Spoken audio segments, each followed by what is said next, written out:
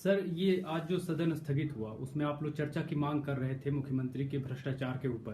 क्या वजह है कि आपकी चर्चा सफल नहीं हो पा रही है, विधानसभा में आप बोल नहीं पा रहे हैं? और दूसरी बात है, मुख्यमंत्री इस चीज से भाग क्यों रहे हैं?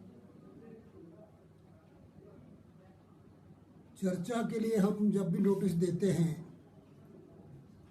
तो उसको रिजेक्ट कर दिया जाता है। जिन मुद्दों पर चर्चा हाउस के अंदर होनी चाहिए वहाँ हमारे प्रश्नों उनके जवाब उत्तर आए, उन सभी मुद्दों पे मुख्यमंत्री अपना वर्षन बाहर रखते हैं ताकि कंट्राडिक्ट करने के लिए, उनको क्वेश्चन करने के लिए, कॉर्नर करने के लिए कोई ना हो। लेकिन उन्हीं बातों को हाउस में आकर इस बहाने से इनकार कर दिया जाता है कि तो सब जुडिस है, मामला कोर्ट में है, इस पर चर्चा नहीं हो सकती। जी, ये सदन में भी बात उठी थी। मैं भी ये पूछना चाहूंगा कि कई जो नोटबंदी के मामले पे वो जो चर्चा चाह रहे थे वो भी सुप्रीम कोर्ट में सब जुडिस है। दो मामले सब जुडिस हैं, तो फिर ये डबल स्टैंड क्यों है?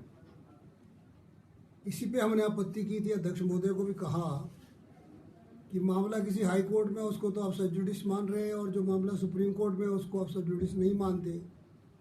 चर्चा नोटबंदी पे हो, हमें कोई आपत्ति नहीं। उसमें भी उन्होंने गड़बड़े की थी कि प्राइवेट मेंबर्स डे के लिए एक रेजोल्यूशन हमारे ही सदस्य ने नोटबंदी पर चर्चा के लिए दिया था। बीजेपी तो चर्चा चाहती है, लेकिन उसको प्रीएम्प्ट करने के लिए इन्होंने आज 130 नियम के तहत चर्चा लगा दी थी कांग्रेस के कुछ एमएलए के नोटिस पर। हालांकि शायद एक कन्वे करना चाहते थे कि नोटबंदी से लोगों को नुकसान हुआ है। आज ही चंडीगढ़ में परिणाम आए हैं कारपोरेशन के चुनाव के।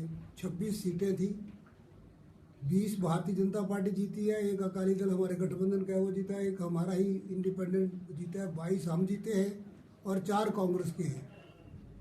तो मैसेज तो जनता दे रही है बड़ी क्लियर कि नोटबंदी पे चर्चा करो, कुछ कर लो।